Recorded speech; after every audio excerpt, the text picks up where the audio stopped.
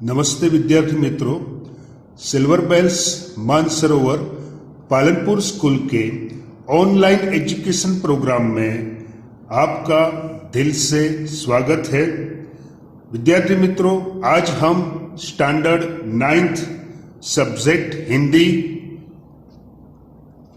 Chapter number 21 जिसका नाम है क्रांतिकारी शेखर का बचपन। क्रांतिकारी शेखर का बचपन, इस इकाई का अभ्यास करेंगे। तो बाल दोस्तों, open your text book, page number 102। सबसे पहले हम लेखक परिचय देखते हैं। तो क्रांतिकारी शेखर का बचपन, उसके लेखक का नाम है सच्चिदानंद हीरानंद वात्स्यायन। जन्म सन 1911 ईस्वी सन, निधन सन 1987 ईस्वी सन। आधुनिक हिंदी काव्यधारा में नई कविता के प्रमुख कवि एवं बहुचर्चित उपन्यासकार के रूप में अग्नेय जी का नाम एवं प्रदान उल्लेखनीय है। ये जो सच्चिदानंद जी थे, उनका उपनाम था अग्नेय जी। उनका जन्म 9 मार्च 1911 में कसया इन ब्रैकेट कुशीनगर में हुआ। बचपन का 1911 से 1915 का समय लखनऊ में बीता। बाद में कुछ समय के लिए वे श्रीनगर और जम्मू में रहे। उन्होंने लाहौर के एक कॉलेज से बीएससी की परीक्षा प्रथम श्रेणी में उत्तीर्ण की। क्रांतिकारी दल में सक्रिय भाग लेने के कारण उन्हें कारागार में रहना पड़ा। उन्होंने सैनिक और विशाल भारत का संपादन भी किया। कैलिफोर्निया विश्वविद्यालय में भारतीय साहित्य और संस्कृति के अध्यापक के रूप में काम किया। अग्नेय जी विद्रोही व्यक्ति रहे हैं। ये विद्रोही व्यक्ति मतलब जो अन्याय के खिलाफ आवाज उठाए उसको विद्रोही कहते हैं। जो अन्याय के खिलाफ आवाज उठाए, अपनी आवाज को बुलंद करे, उसे विद्रोही व्यक्ति कहते हैं। विद्रोह उनके साहित्य की मूल चेतना है। उनका उपन्यास शेखर एक जीवनी प्रेमचंद के गोदान के बाद सबसे महत्वपूर्ण उपन्यास माना जाता है। ये प्रेमचंद जी जो है हिंदी साहित्य में सबसे आगे टॉप पर जो लेखक है उनका नाम है प्रेमचंद जी। तो उनकी एक गोदान उपन्यास से उसके बाद सेकंड नंबर पर शेखर एक जीवनी आता है। इसके अतिरिक्त उन्होंने नदी के द्वीप और अपने अपने अजनबी उपन्यास भी लिखे हैं। वे हिंदी कविता में प्रयोगवादी आंदोलन के प्रवर्तक माने जाते हैं। इन्हें आंगन के पार द्वार काव्य कृति पर साहित्य अकादमी ने पुरस्कृत किया। कितनी नावों में कितनी बार पुस्तक पर ज्ञानपीठ पुरस्कार प्रदान किया गया। भग्नदूत, चिंता, इत्यलम, हरी घास पर क्षण भर, बावरा अहेरी, अरियो करुणा, प्रभामय उनकी प्रमुख काव्य कृतियां हैं। उन्होंने तार सप्तक का भी संपादन किया था। तो क्रांतिकारी शेखर का बचपन, उसके लेखक का नाम है अग्नेय जी। वो महान लेखक थे। उनकी एक कृति है, तो उसका एक उपन्यास का अंश है। क्रांतिकारी शेखर का बचपन उनके प्रसिद्ध उपन्यास शेखर एक जीवनी भाग 1 का अंश है। यह उपन्यास 1940 ईस्वी सन में लिखा गया था। बचपन से लेकर कॉलेज जीवन तक का जीवन विचित्र है। जीवन विचित्र नहीं, जीवन चित्र, यहां पर प्रिंट मिस्टेक है, जीवन चित्र है। शेखर का जीवन दर्शन स्वातंत्र की खोज लक्षित है, वह लील पर चलने वाले नहीं हैं। शेखर का बचपन क्रांतिकारी विचारों से अभिभूत था। वह ब्रिटिश शासन का जबरदस्त विरोधी और स्वदेशी चीजों का चाहक, अंग्रेजी की बजाय हिंदी का हिमायती, बचपन के उसके जीवन का कुछ अंश इस उपन्यास अंश में संकलित है। तो बाल दोस्तों, क्रांतिकारी शेखर, उनका नाम अगर आप याद करो तो चंद्रशेखर आजाद, ये नाम आपने सुना ही होगा, चंद्रशेखर आजाद। जो क्रांतिकारी थे। सन 1940 में गांधी जी ने देश में असहयोग आंदोलन आरंभ किया। स्वदेशी आंदोलन भी इसी का एक हिस्सा था। इसके अंतर्गत सभी विदेशी वस्तुओं का परित्याग करना था। इस पाठ के नायक चंद्रशेखर आजाद पर भी इसका गहरा प्रभाव पड़ा। इस पाठ में उसी को प्रस्तुत किया गया है। तो भारत के महान क्रांतिवीर चंद्रशेखर आजाद का जो बचपन है वो इस पाठ में, इस इकाई में दर्शाया गया है। मीठे बच्चों, पेज नंबर 102 लेसन स्टार्ट करते हैं। महान क्रांतिकारी चंद्रशेखर आजाद का बचपन। असहयोग की एक लहर आई। तो असहयोग, उसका मतलब क्या होता है? सहयोग न देना, सहयोग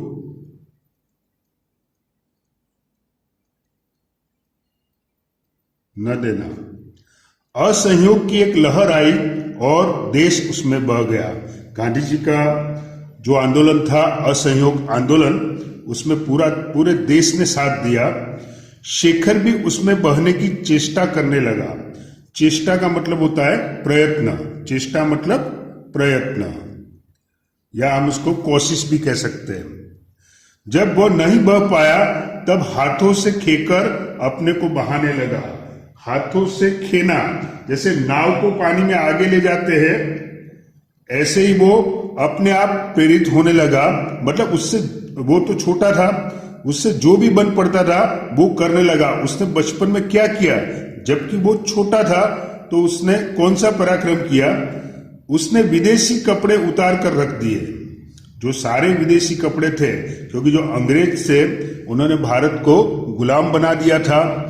और गांधी जी ने एक आंदोलन चलाया था, असहयोग आंदोलन। मतलब अंग्रेजों की कंपनी से जो भी माल है, जो भी कपड़े वस्त्र जो भी है, वो भारतीय को खरीदना नहीं है। अगर अंग्रेजों को हम असहयोग देंगे तो अंग्रेज अपने आप देश छोड़कर चले जाएंगे। तो विदेशी कपड़े का बहिष्कार था। तो चंद्रशेखर आजाद ने क्या किया? उसने विदेशी कपड़े उतार कर रख दिए। जो 2-4 मोटे देसी कपड़े उसके पास थे वही पहनने लगा। देसी कपड़े मतलब भारतीय कपड़े जो थे वो पहनने लगा। बाहर घूमने मिलने जाना उसने छोड़ दिया, क्योंकि इतने देसी कपड़े उसके पास नहीं कि बाहर जा सके। क्योंकि चंद्रशेखर आजाद के जो पापा थे, वो पापा अंग्रेजों के खिलाफ नहीं थे, बराबर। तो उनके पास जो कपड़े थे या जो भी सामान था वो सारा सामान विदेशी था।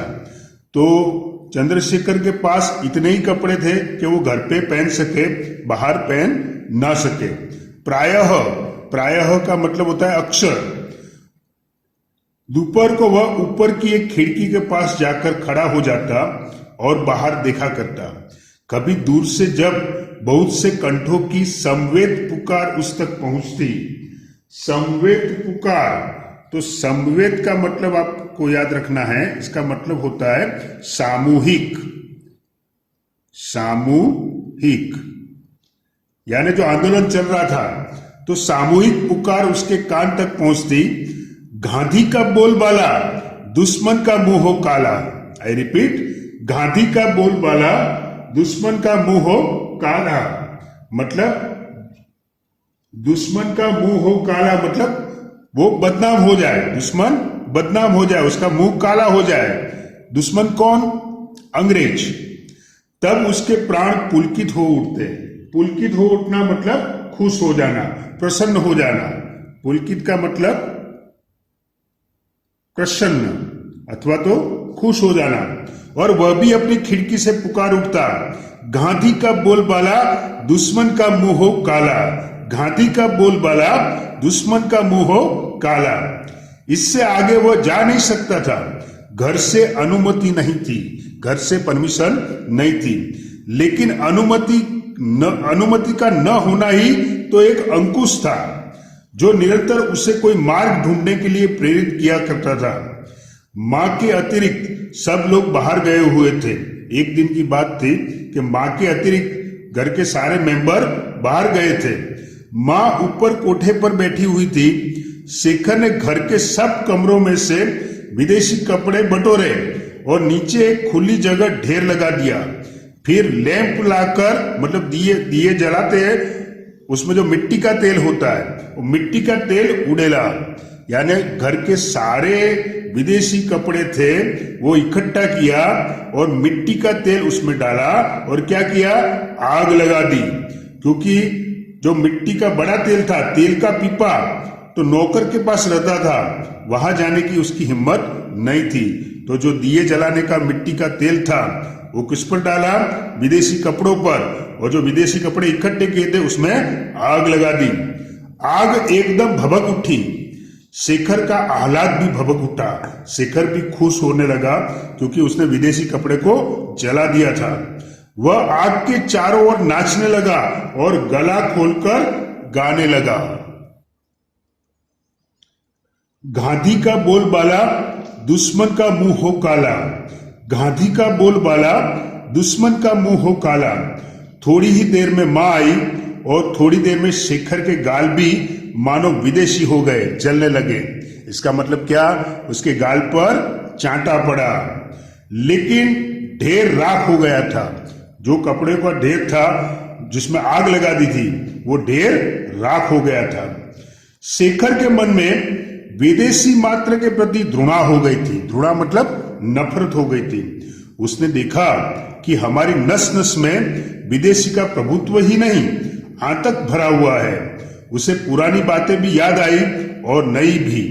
वह देखने लगा। उसे यह भी ध्यान हुआ कि पिता उसे घर में भाइयों से अंग्रेजी में बात करने को कहा करते हैं। मतलब उसके जो पिता थे वो इंग्लिश मीडियम को ज्यादा महत्व देते थे, इंग्लिश में बोलना उसको ज्यादा महत्व देते थे, बराबर। मातृभाषा के अलावा या फिर राष्ट्रभाषा के अलावा अंग्रेजी भाषा को ज्यादा महत्व देते थे। यह भी कि वह शैशव से अंग्रेजी बोलना जानता है। ऐसा नहीं कि वो बचपन से अंग्रेजी बोलना नहीं जानता। कौन? चंद्रशेखर आजाद। पर हिंदी अभी सीख रहा है। उसने हिंदी सीखना स्टार्ट किया। उसकी पहली आया ईसाई थी। ये जो बच्चों की देखभाल करती है उसको आया बोलते हैं, वो ईसाई थी और अंग्रेजी ही बोलती थी। उसका पहला गुरु जिसके साथ उसे दिन भर बिताना होता था एक अमेरिकन मिशनरी था जो पढ़ाता चाहे कुछ भी था पर दिन भर अंग्रेजी की शिक्षा देता था। बाल दोस्तों, पेज नंबर 103। तो जो उसका पहला गुरु था वो एक अमेरिकन मिशनरी था। वो जो भी पढ़ाता चाहे कुछ नहीं था लेकिन दिन भर अंग्रेजी की शिक्षा तो देता था। शेखर ने देखा कि यदि मातृभाषा वह है जो हम सबसे पहले सीखते हैं तब तो अंग्रेजी ही उसकी मातृभाषा है और विदेशी ही उसकी माँ। उसके आत्माभिमान को बहुत सख्त धक्का लगा जिसे मैं घृणित समझता हूं। उसी विदेशी को माँ कहने को बाध्य हो, मतलब अंग्रेजी वो हमारी मातृभाषा नहीं है, बराबर। और मेरे पापा और घर के सारे मेंबर और मेरे गुरु वो अंग्रेजी सीखने को बाध्य करते हैं, तो उनको लगा नहीं, मुझे अंग्रेजी में बात नहीं करनी है, मुझे सबसे पहले हिंदी सीखना है। उसने उसी दिन से बड़ी लगन से हिंदी पढ़ना आरंभ किया और चेष्टा से अपनी बातचीत में से अंग्रेजी शब्द निकालने लगा। कोशिश करके अपनी बातचीत में से अंग्रेजी शब्द को निकालने लगा। वो किस में बात करने लगा? हिंदी में। अपनी आदतों में से विदेशी अभ्यास को दूर करने लगा।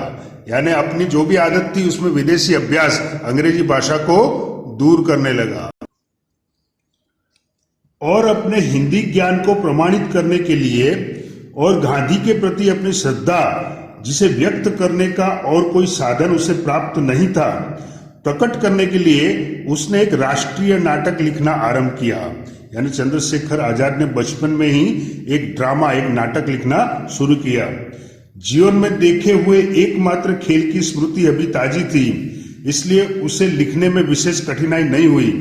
प्रस्तावना तो ज्यों की त्यों हथियाली, केवल कहीं कहीं कुछ मामूली परिवर्तन करना पड़ा। उसके बाद नाटक आरंभ हुआ।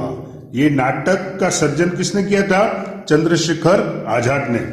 एक स्वाधीन लोकतंत्र भारत का विराट स्वप्न, जिसके राष्ट्रपिता गांधी है और सिद्धि के लिए साधन है अनवरत कताई और बुनाई, विदेशी माल और मनुष्य का परित्याग और प्रत्येक अवसर पर दूसरा गाल आगे कर देना।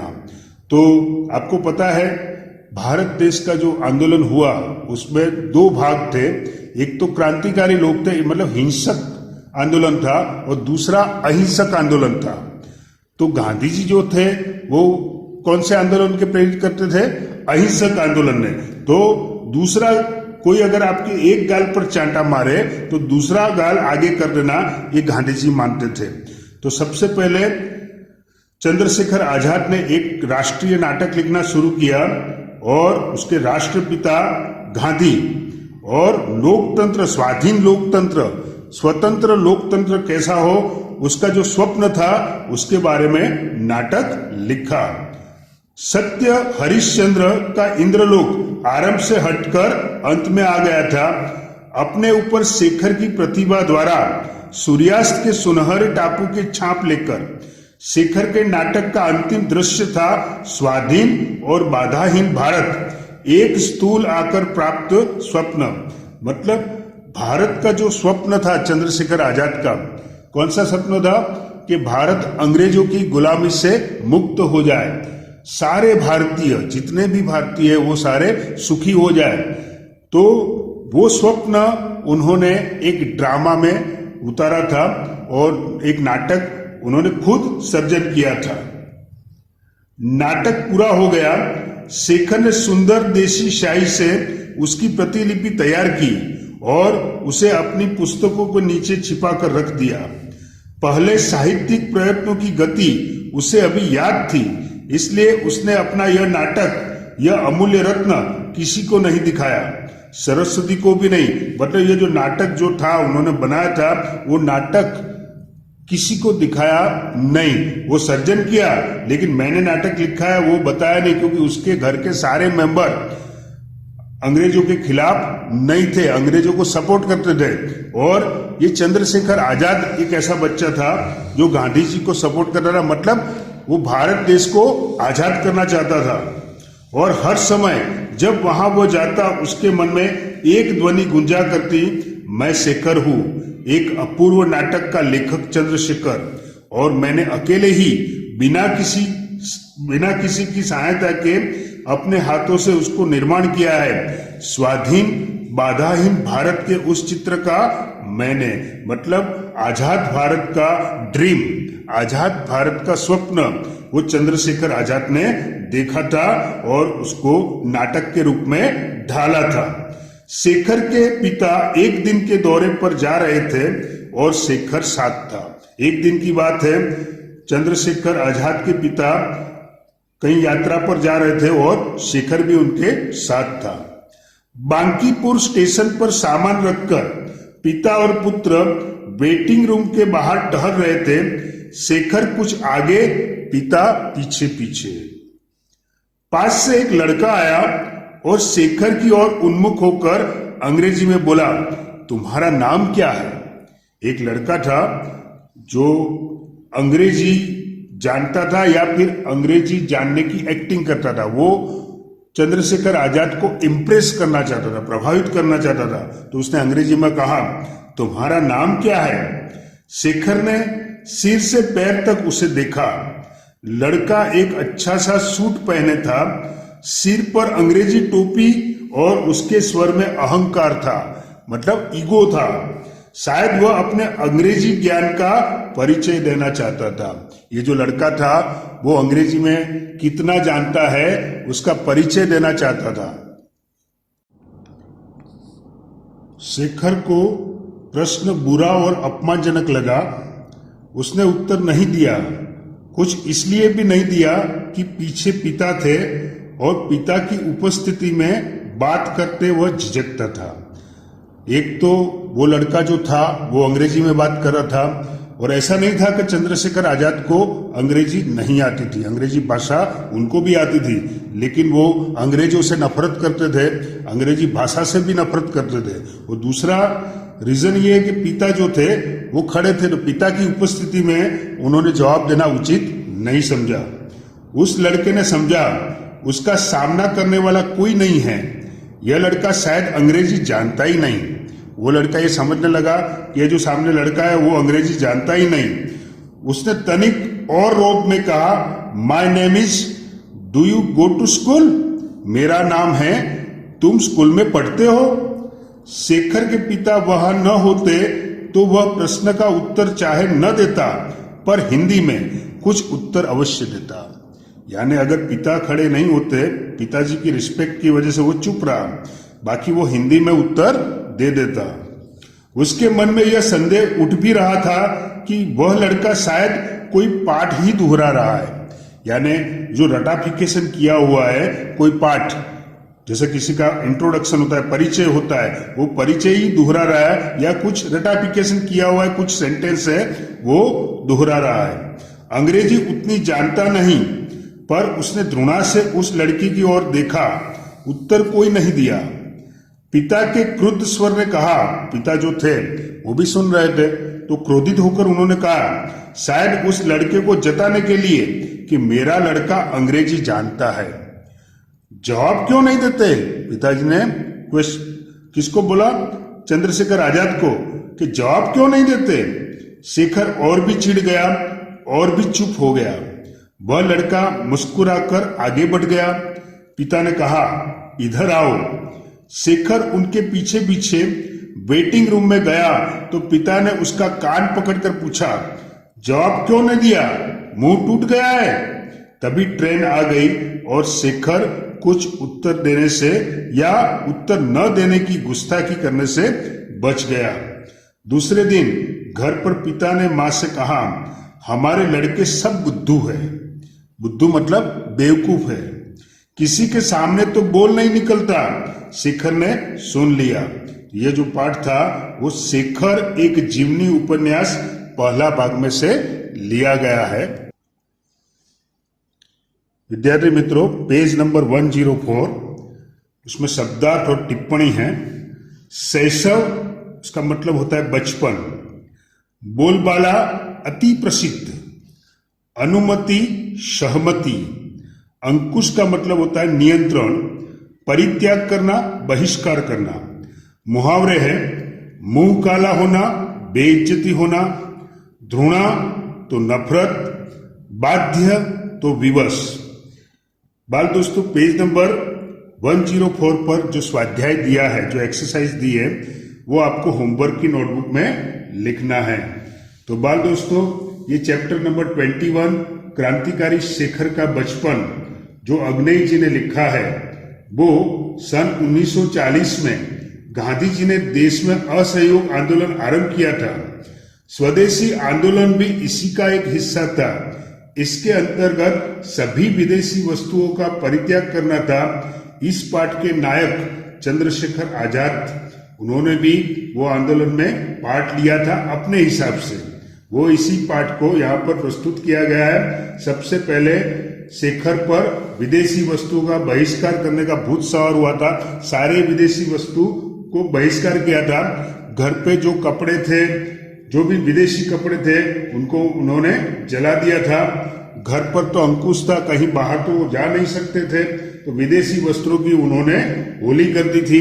उसके बाद अंग्रेजी भाषा से उनको घृणा था। वो ऐसा नहीं कि वो अंग्रेजी नहीं जानते थे, लेकिन वो हिंदी जो हमारी स्वदेशी भाषा है, जो हमारी राष्ट्रीय भाषा है, उसको पढ़ना स्टार्ट किया और हिंदी में प्रभुत्व हासिल किया। उन्होंने एक राष्ट्रीय नाटक भी लिखा था जिसमें भारत, आजाद भारत कैसा होगा, उसका स्वप्न उन्होंने नाटक में पिरोया था।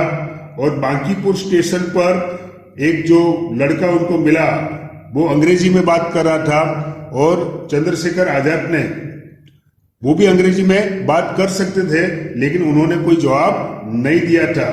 पिता क्रोधित हो गए थे, लेकिन उन्होंने पिता को भी जवाब नहीं दिया था।